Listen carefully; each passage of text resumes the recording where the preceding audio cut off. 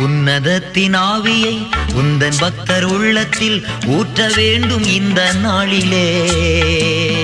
உலகம் எங்கும் சாட்சி நாங்களே.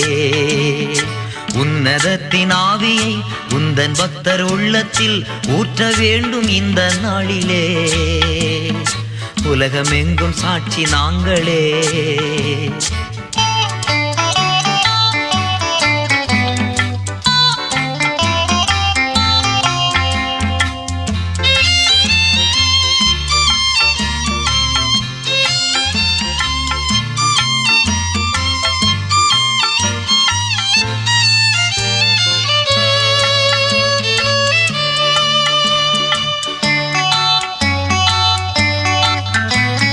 பெந்தெகோஸ்தே பெருவிழாவிலே பெருமழை போல் ஆவி ஊற்றினீ.